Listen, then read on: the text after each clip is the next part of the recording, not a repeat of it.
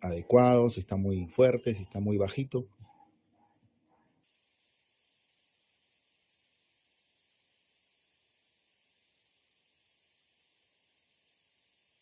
Ujú. Bueno, buenas noches, doctor Barbosa, ¿cómo está usted? Muy buenas noches. Doctora Lucy, doctora Paola, Israel Pulido, muy buenas noches, gracias por estar aquí presentes.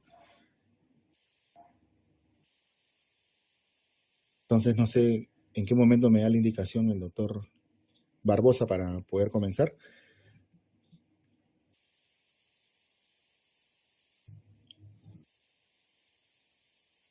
Bueno, ya tenemos la autorización del doctor Barbosa para comenzar. Bueno, nada más para hacer hincapié de que en la primera clase el doctor Barbosa habló sobre la fisiopatología y la definición del shock. En la clase de la semana pasada hemos hablado sobre shock hipovolémico. Esta semana vamos a hablar sobre shock distributivo, ¿no? Y la semana que viene vamos a hablar sobre shock obstructivo, ¿no? Dando algunos detalles, algunos aspectos ¿no? de cada uno de estos tipos de shock, ¿no? Luego viene una clase de shock cardiogénico que le va a hacer el doctor Barbosa. Y posterior a eso viene la clase de reconocimiento precoz y manejo inicial del shock, donde vamos a tratar de englobar todas estas clases que hemos venido dando y tratando de redondear, digamos, algunas ideas fuerza, ¿no? ¿no? Dando en mayor profundidad algunos aspectos más importantes, digamos, ¿no? Eh, Posterior a eso, va a haber una clase de vasoactivos, ¿no? Luego va a haber una clase de definiciones, ¿no? CIR, sepsis, eh, protocolos internacionales de sepsis, digamos, campañas sobreviviendo a la sepsis, iniciativa global, etc. ¿No? Finalmente, ya para terminar el curso, va a haber una clase sobre shock neonatal y terminamos con actualización y controversias en sepsis neonatal, ¿no? Así que estamos todavía iniciando el curso. Hoy viene a ser la tercera clase. Entonces, espero que el contenido, el material que vamos a brindarles el día de hoy sea, ¿no? del agrado de todos, y más bien me gustaría que a la hora de las preguntas, a la hora ¿no? de los comentarios, bueno, puedan haber aportes, inquietudes para poder hacer un conversatorio productivo, ¿verdad? Para todos.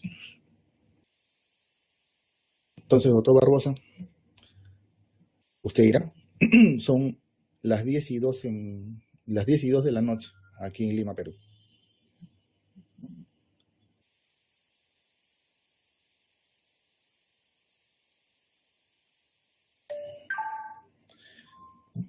Bueno, empezamos entonces con la venia de nuestro director.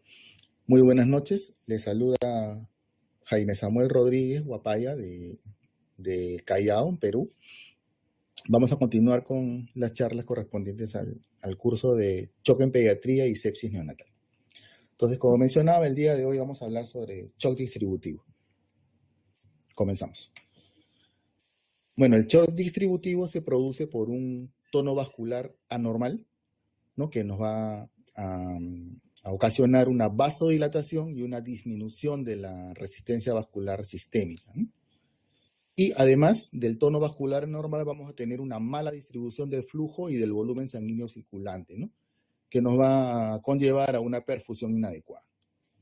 El shock distributivo generalmente se asocia a un gasto cardíaco normal o aumentado.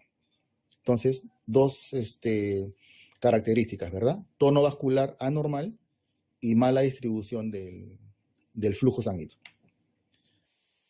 Esto puede resultar en una hipovolemia relativa, ¿no? Por el aumento de la capacitancia venosa, ¿no? O sea, la cantidad de líquidos es normal, pero por la vasodilatación que existe, como que la sangre queda empantanada, como que no hay una buena circulación, ¿verdad?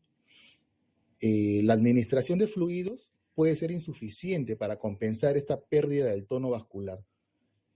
Y en este caso, en este tipo de shock, la hipotensión puede ser un signo precoz debido a la disminución de la resistencia vascular sistémica, ¿no? Hemos venido mencionando de que la hipotensión es un signo tardío, ¿no? en el shock descompensado, cuando ya se vencieron los mecanismos compensatorios, pero en el shock distributivo, la hipotensión puede ser un signo precoz. Y la perfusión a órganos vitales es inicialmente mantenida incrementando el gasto cardíaco, ¿no? Como mencionamos. Entonces, vasodilatación y redistribución del flujo. El shock distributivo puede englobar al shock séptico, al shock anafiláctico y al shock neurogénico, ¿no? Y también algunas drogas que disminuyen el tono venoso, como son los vasodilatadores, y drogas que disminuyen la resistencia vascular sistémica, ¿no? Como los sedantes, opiáceos y barbitúricos. Ese ruido que se ha escuchado creo que no es mío, ¿eh? Algo así como un timbre. Bueno, disculpen, ¿no? Continuamos. Vamos a hablar un poco sobre lo que es choque séptico. El shock séptico puede presentar características de otros tipos de shock, como mencionamos en la clase anterior, ¿verdad? Con frecuencia es una combinación, el shock séptico, de múltiples problemas, ¿no? Infección, hipovolemia absoluta o relativa, mala distribución del flujo sanguíneo, depresión miocárdica y múltiples alteraciones metabólicas, endocrinas y hematológicas, ¿no? Esta constelación de signos y síntomas refleja un compromiso sistémico multiorgánico a nivel subcelular, ¿no? El shock séptico se genera por un efecto directo de microbios y toxinas que van a ocasionar una respuesta inflamatoria con activación de mediadores endógenos que van a conllevar finalmente una inestabilidad cardiovascular y falla orgánica multisistémica. Otras alteraciones fisiopatológicas que vamos a encontrar es la agregación de leucocitos, aumento de la adhesividad de células sanguíneas, disminución de la contractilidad miocárdica, disfunción de células endoteliales, disminución en el reclutamiento capilar secundaria a una reactividad vascular alterada, la coagulación intravascular diseminada y una función mitocondrial anormal, ¿no?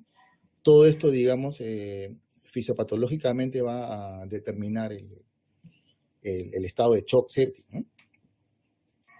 Entonces, la definición de shock séptico es sepsis, ¿no? Más disfunción cardiovascular, ¿no?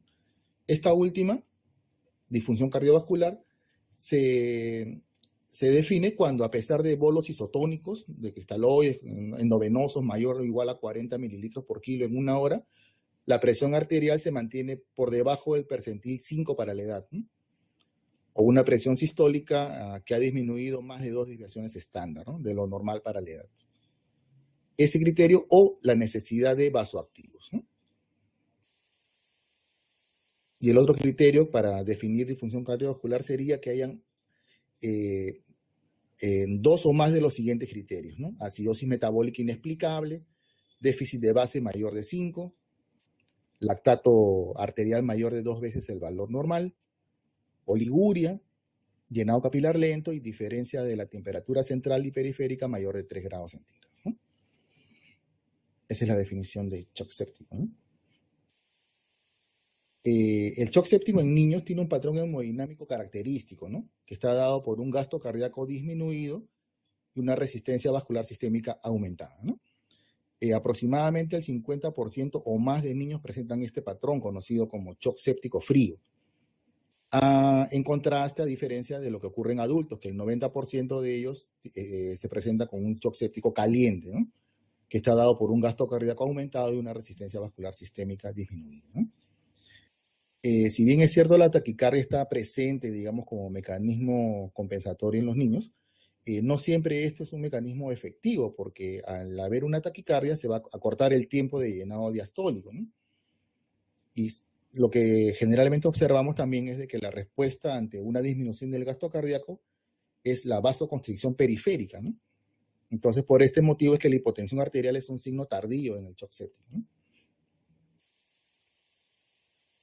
Este es el protocolo que sugiere la ACCM PALS, ¿no?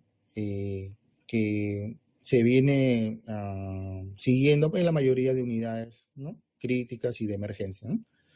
Está también en la campaña de supervivencia del 2012, En la campaña Sobreviviendo a la Sepsis del 2016 no han incluido aún las consideraciones pediátricas, ¿no? O sea, estamos a la espera de que salga el nuevo protocolo, ¿no? El que tenemos actualmente es ¿no? Que vamos a tratar de ir desglosando, ¿no? Paso por paso. Entonces, en el minuto cero hay que reconocer en el niño el estado de shock, ¿no? Al niño en el estado de shock. Entonces, por lo general se hace reconocimiento en base a dos criterios, ¿verdad? Sensorio alterado y taquicardia más signos de hipoperfusión, ¿no? En lo que es sensorio alterado, el niño puede presentar llanto inconsolable, agitación o estar somnoliento, ¿no?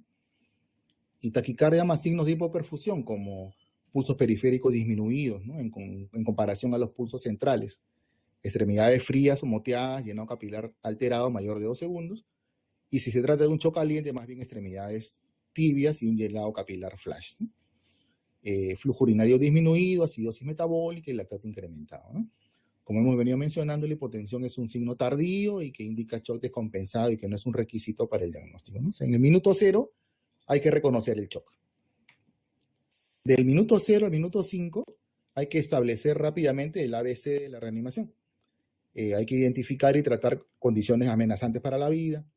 Hay que dar oxígeno a alto flujo, intubar si hay falla respiratoria inminente, tratar de conseguir 2 accesos venosos periféricos que permitan un pasaje de grandes volúmenes de líquido y considerar la vía intraósea si no se consigue un acceso venoso luego de 3 intentos de canalización de una vía periférica o que se haya gastado más de 90 segundos, ¿no?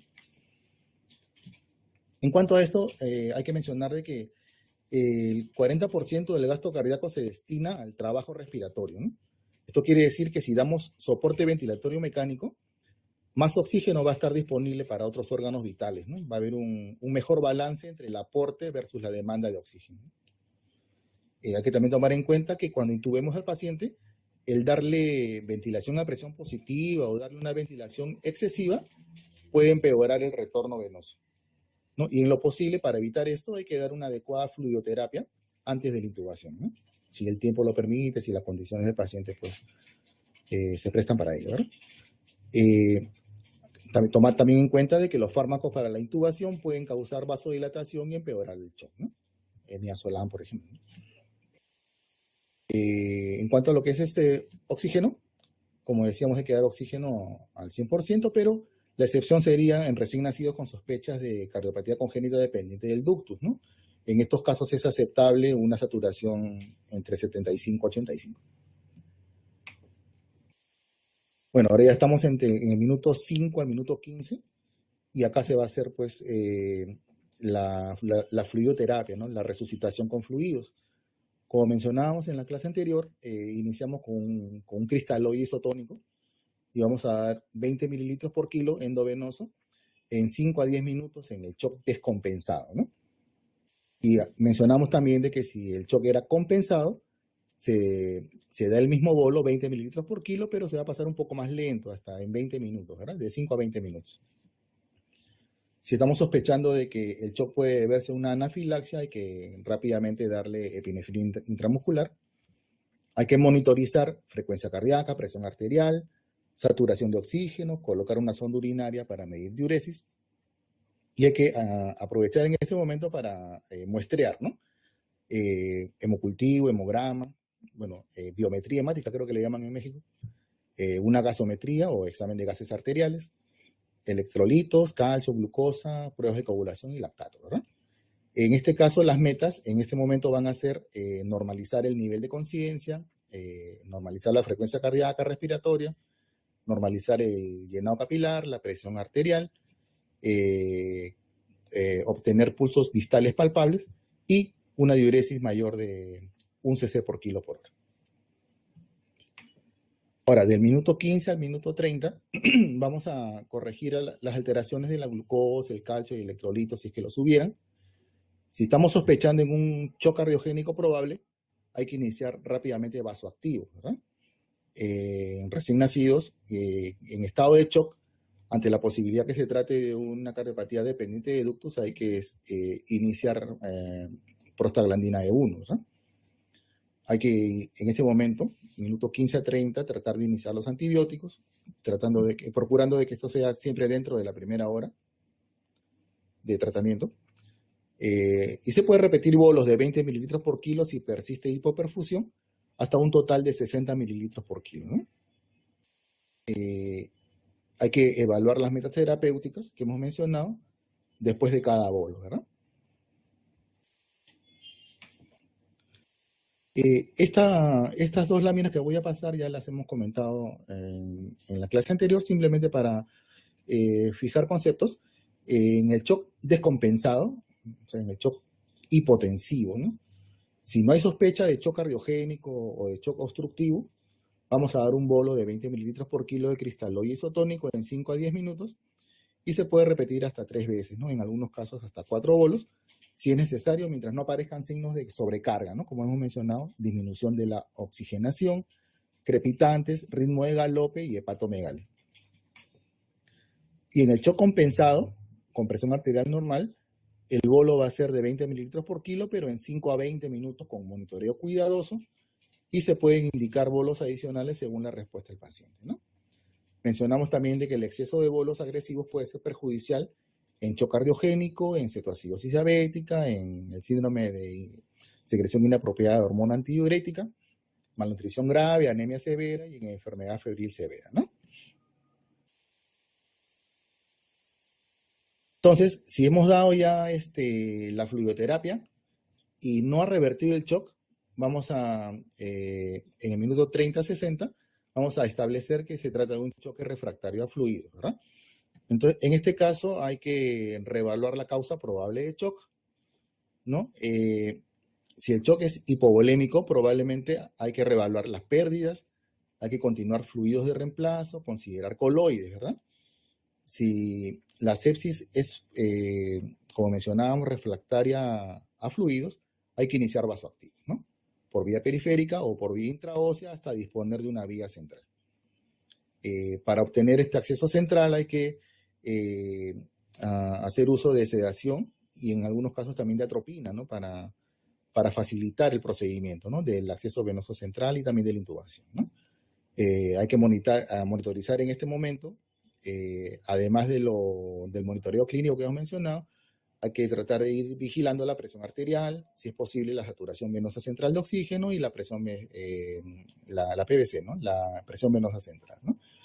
Aunque estos aspectos cada vez se están recomendando menos, ¿verdad? En este momento las metas van a ser tener una diuresis mayor de 1, un lactato menor de 4, una presión venosa central entre 8 y 12, una presión de perfusión de 65 y una saturación venosa central mayor de 70, ¿no? La presión de perfusión viene a estar dada por la presión arterial media menos la PVC, ¿no? Pero como mencionaba, cada vez se recomienda menos, cada vez se está dejando de usar más PVC y la saturación venosa central de oxígeno, ¿no? Luego vamos a redondear más este concepto. Y finalmente, si el shock es de tipo hemorrágico, bueno, lo que corresponde es transfundir sangre, ¿no? También como mencionábamos en la anterior clase. Si se trata de un shock frío, el medicamento de elección vendría a ser la adrenalina, ¿verdad? Y si es un shock caliente, el vasoactivo de elección es la noradrenalina, ¿no? Como mencionaba, vamos a tener una clase sobre vasoactivos. Aquí simplemente para precisar de que la dopamina se usa cuando estamos frente a un shock normotensivo, la norepinefrina cuando se trata de un shock hipotensivo y con vasodilatación, y la epinefrina cuando estamos frente a un shock hipotensivo y con vasoconstricción, ¿no? Entonces, shock frío, adrenalina, primera opción. Shock caliente, noradrenalina, ¿no? La dopamina prácticamente se recomendó durante muchos años como primera elección en shock frío, pero bueno, ya se ha dejado de recomendar y en muchos lugares ya no se usa, ¿verdad? La primera opción sería en shock frío, adrenalina. Bueno, esto vamos a pasarlo, ya como les comentaba, va a haber una clase sobre vasoactivos. Entonces, si se mantienen, digamos, las características de shock después de la fluidoterapia y aún habiendo iniciado las aminas, Bueno, en este caso lo que recomienda el protocolo es administrar hidrocortisona, ¿no? Y si aún así persiste el shock, hay que descartar fusión pericárdica, neumotórax, embolismo pulmonar, arritmias y emergencias endocrinas, ¿no? Insuficiencia adrenal, hipotiroidismo.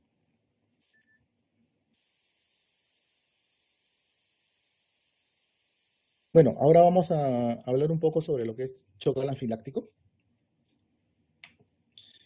Es una reacción aguda, potencialmente letal, ¿no? Donde se va a dar una liberación masiva de mediadores químicos de los mastocitos, basófilos y otras células inflamatorias, ¿no? La histamina es el mediador más importante, ¿no? Y esto va a ocasionar una vasodilatación y un aumento de la permeabilidad capilar, ¿no? Con salida masiva de fluidos al espacio extravascular, ¿no? Vasodilatación y aumento de permeabilidad, ¿no? Esto puede causar la pérdida de hasta un 35% del volumen circulante rápidamente, ¿no? En aproximadamente 10 minutos, ¿no? Y la anafilaxia puede progresar a un paro cardiorrespiratorio. Los mediadores liberados y generados van a causar una serie de efectos, como por ejemplo, broncoconstricción, vasodilatación y aumento de la permeabilidad capilar, ¿no? Estimulación de las terminaciones de los nervios sensoriales, ¿no? Y activación de células inflamatorias, complemento, coagulación, ¿no? Y también actúan como quimiotácticos, digamos, sobre los eosinófilos. Todo esto va a reforzar y alargar la reacción anafiláctica, ¿no? En el shock anafiláctico, el inicio de síntomas, signos y síntomas ocurre en segundos a minutos luego de la exposición a un agente, que puede ser una picadura de insecto, un medicamento o un alimento, ¿no? Que es lo más frecuente. La reacción anafiláctica va a involucrar múltiples órganos y sistemas, ¿no? Como es la piel, el aparato respiratorio, cardiovascular, gastrointestinal, ¿no? Y también puede haber compromiso de sistemas distantes al lugar de la exposición, ¿no? En niños, la taquicardia es más frecuente que la hipotensión, a diferencia del adulto, ¿no? Y en recién nacidos es más frecuente la aparición de síntomas respiratorios que hipotensión o shock, ¿no? En cuanto a lo que son los criterios diagnósticos, la anafilaxia se dice que es muy probable cuando se cumple uno de los tres criterios siguientes, ¿no? El número uno, que sea un inicio agudo, que comprometa piel o mucosas, ¿no? Urticaria generalizada, prurito, eritema, sofoco, edema de labios, úvula o lengua, más uno de estos dos, ¿no? El compromiso respiratorio, ¿no? Disnea, sibilancias, estridor, hipoxemia, o disminución de la presión arterial, ¿no? O síntomas asociados de difusión orgánica, ¿no? Como hipotonía o incontinencia, ¿no? Primer criterio. Segundo criterio, aparición rápida de dos o más de los siguientes síntomas, ¿no? Afectación de piel o mucosas, compromiso respiratorio, disminución de la presión arterial y síntomas gastrointestinales, ¿no? Como dolor abdominal, cólico, vómitos, ¿no? Y el tercer criterio diagnóstico podría estar dado por la disminución de la presión arterial en minutos o algunas horas, ¿no? Tras la exposición al alergeno, ¿no?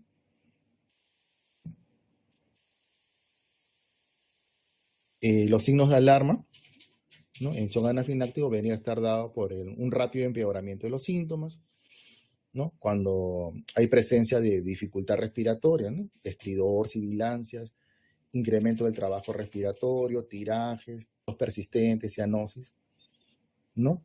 También otro signo de alarma vendría a ser los signos de hipoperfusión, dolor abdominal, vómitos persistentes, hipotensión, arritmias, síncope y disminución del nivel de conciencia, ¿no? Frente a estos síntomas hay que actuar rápidamente, ¿verdad?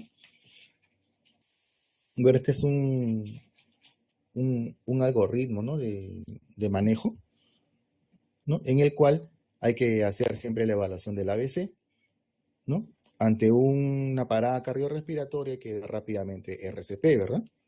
Si hay afectación respiratoria, hipotensión o colapso, inmediatamente hay que administrar adrenalina intramuscular, ¿no? Si hay hipotensión o colapso, hay que dar oxígeno de alto flujo, fluidoterapia con suero fisiológico 20 mililitros por kilo. Si hay estridor, hay que administrar oxígeno y adrenalina nebulizada. Si hay sibilantes, hay que dar oxígeno y salbutamol inhalado, ¿verdad? Entonces, si no hay respuesta en 5 a 10 minutos, hay que repetir la adrenalina intramuscular, repetir el bolo de fluidos y preparar adrenalina intravenosa, ¿no?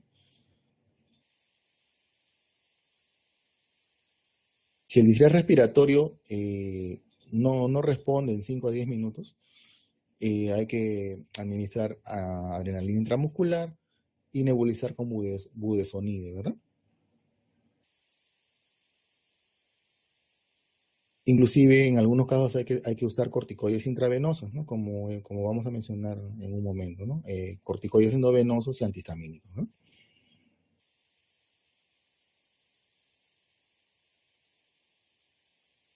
En cuanto al ABC que mencionábamos en el tratamiento del shock anafiláctico, la intubación hay que tratar de hacerla de inmediato en caso que haya obstrucción de la vía aérea por un angioedema, ¿no? La demora en el procedimiento puede dificultar la intubación. Y si fracasamos en el intento, esto puede agravar el edema, ¿no? Entonces hay que también tener en cuenta y estar listos porque una cricotirotomía puede ser necesaria, ¿no? Hay que administrar oxígeno al 100%, como hemos mencionado. La fluidoterapia tiene que ser agresiva, con bolos de cristaloides de 20 mililitros por kilo según necesidad. Y hay que monitorizar al paciente, vigilar diuresis, ¿no? La adrenalina intramuscular, como hemos mencionado, es el primer y más importante tratamiento, ¿no? En los niños hay que dar una dosis de 0.01 miligramos por kilo, máximo 0.3 miligramos. Se coloca en la superficie externa del muslo y mientras más pronto se administre, mayor va a ser la eficacia, ¿no? La adrenalina intramuscular se puede repetir cada 5 a 15 minutos si no hay mejoría o si la presión arterial sigue demasiado baja, ¿no? La mayoría de pacientes va a requerir de 1 a 2 dosis de adrenalina, ¿no? Para obtener una respuesta adecuada. En edema severo de las vías respiratorias, espasmo bronquial o presión arterial disminuida, que no responde a varias dosis de adrenalina intramuscular y la fluidoterapia, hay que considerar el uso de adrenalina endovenosa, ¿no? Que puede ser en bolo lento o también por infusión continua, ¿no? O inclusive el uso de un vasoconstrictor como la norepinefrina, ¿no? En infusión continua.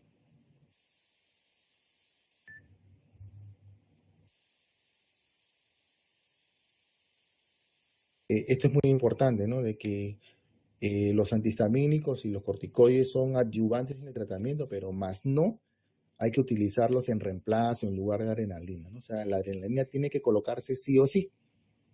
Y hay que complementar, digamos, con el tratamiento con antihistamínicos y corticoides, ¿no?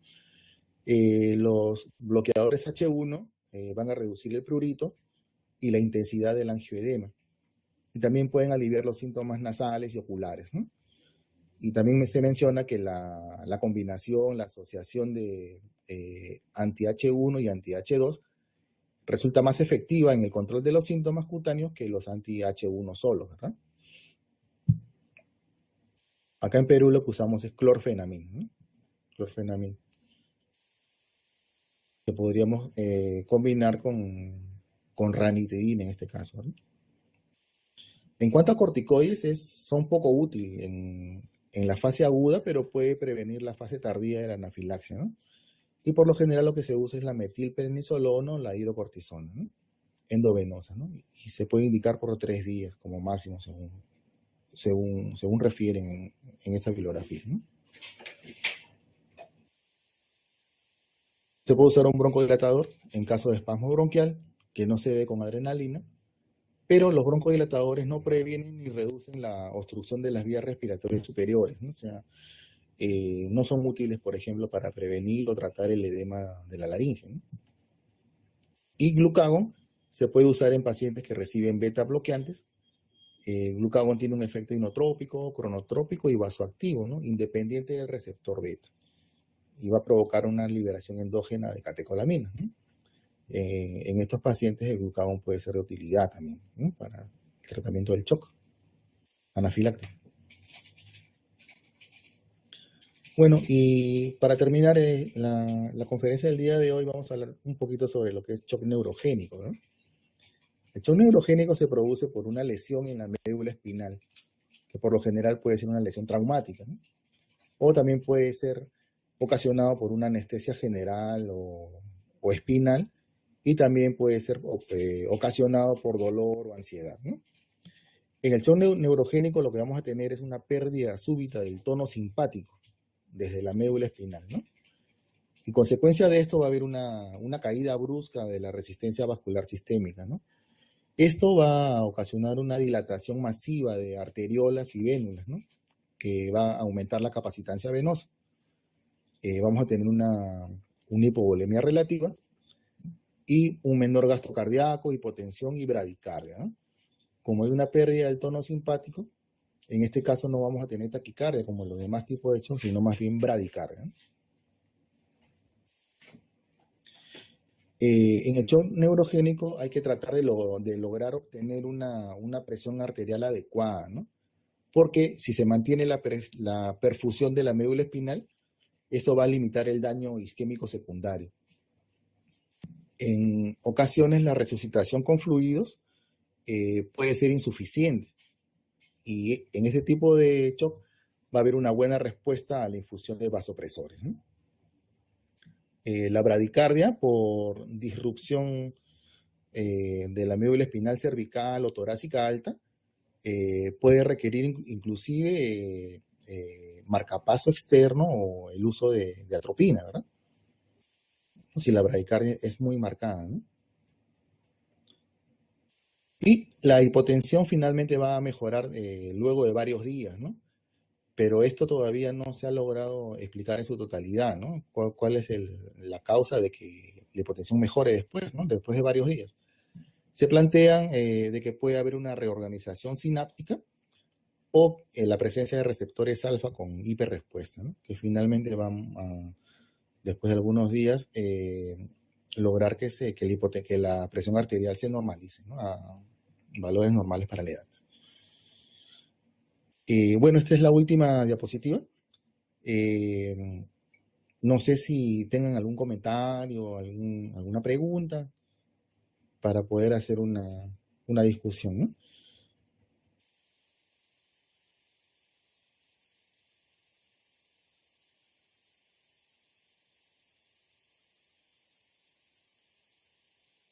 Bueno, el día de hoy, en el foro de expertos, no sé si pudieron revisar al doctor Miguel de Bolivia. Nos preguntaba, porque la clase anterior comentábamos, ¿no? De que OMS define el shock en base a tres criterios, ¿no? Llenado capilar, prolongado, extremidades frías y pulso débil y rápido, ¿no? Entonces, el doctor decía, bueno, pero si OMS dice que si no tiene las tres características del shock, entonces que no se dé fluidoterapia rápida. Entonces, en el shock caliente, ¿qué significa? ¿Que no se dan bolos? No sé qué opinan ustedes, ¿no? Que al parecer OMS en su definición de shock se refiere principalmente, me parece, al shock frío, ¿verdad? Ahora, como hemos revisado ahora en el shock caliente, shock distributivo, por lo general, lo que vamos a tener más que nada es una vasodilatación, ¿no? Patológica, ¿no? O sea, en estos casos no es tanto que haya una hipovolemia absoluta, sino más bien relativa, ¿verdad? Entonces, de repente no va a ser necesario precargar tanto, sino más que nada, de repente, el apoyo de aminas, ¿verdad?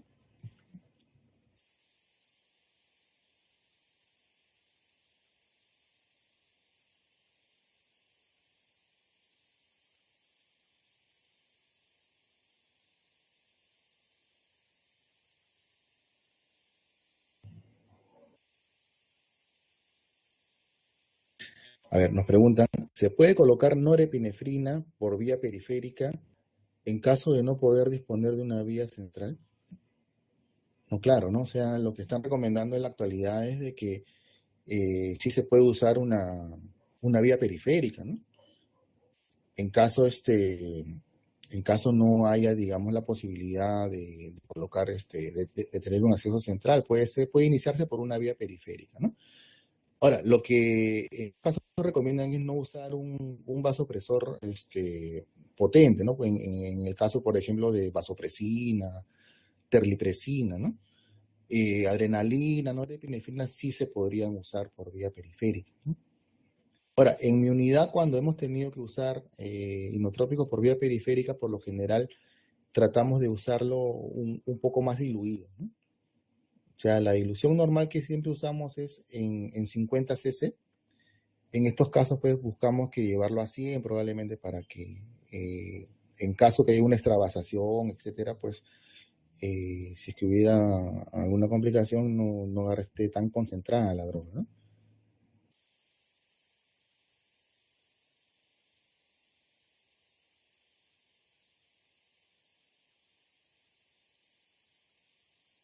Como comentaba también al inicio de la conferencia de hoy, este, va a haber una clase exclusivamente para hablar de vasoactivos. Me parece a cargo de la doctora Gabriela Dávalos. Doctor Barbosa, no sé si me corrige. Este, Va a haber una conferencia sobre vasoactivos, ¿no? En esto de vasoactivo hay algunas novedades, ¿verdad? Como las que les venía mencionando, por ejemplo, que la dopamina ya no se recomienda, digamos, como inotrópico inicial en el shock frío. Ya se ha dejado de usar prácticamente en muchas unidades, ¿no? Entonces, algunos aspectos sobre los vasoactivos acá ya nos van a redondear, digamos, la idea, ¿no? Más en profundidad, ¿no? En esta clase de vasoactivos, ¿no? ¿Qué cantidad de norepinefrina? Bueno, por lo general se comienza con 0.1, ¿no? Con 0.1 microgramos kilo minuto y se puede ir titulando de acuerdo a la respuesta del paciente, ¿no? ¿No? Hasta, hasta 3 microgramos kilo minuto es lo que como máximo podría usarse, pero siempre hay que procurar de no exceder de 0.5 microgramos kilo minuto, ¿no?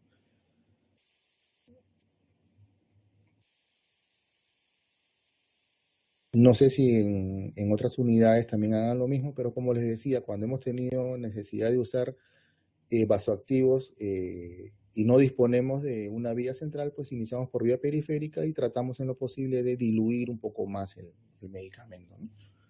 No sé en la experiencia de ustedes, en sus unidades, cómo manejan esto.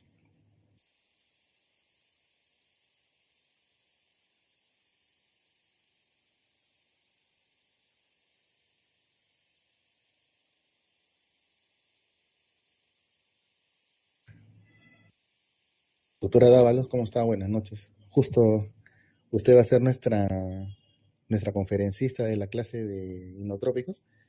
La doctora nos comenta que sí usan en su unidad la vía periférica ¿no? Para el tratamiento con vasoactivos, ¿verdad?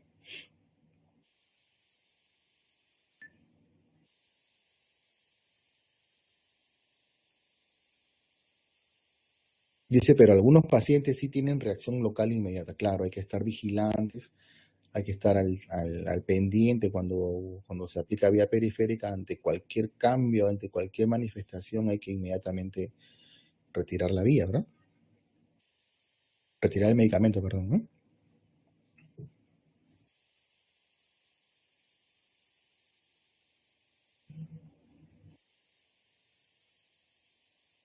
Por lo que es prioritario conseguir una vía central. Claro, una vez que ya se logra conseguir una vía central, ya por ahí se pasan la- las aminas, ¿verdad? El tema es de que la mayoría de las veces eh, se, se detecta, digamos, a un niño grave, un niño en estado de shock, por lo general es en emergencia, ¿verdad? Entonces, en urgencias es donde se hace el manejo inicial, donde se dan las primeras atenciones. Entonces, no siempre hay un personal que tenga la destreza, la capacitación necesaria como para poder poner una vía central. Y hasta que esto se dé, pues, o sea, lo que recomiendan las guías es de que lo más pronto posible ya se pueda pues iniciar con el tratamiento, ¿no? Con los accesos venosos, si es que no se consigue el acceso, pues una intraósea, la fluidoterapia, y los sinotrópicos, ¿verdad? Entonces, si hasta el momento, digamos, de que sea necesario el inotrópico no se consiguió todavía la vía central, pues hay que tratar de comenzarlo por vía periférica hasta que se consiga, pues también lo más pronto posible una vía central, ¿no? Para evitar estas complicaciones que nos menciona la doctora Dávalos.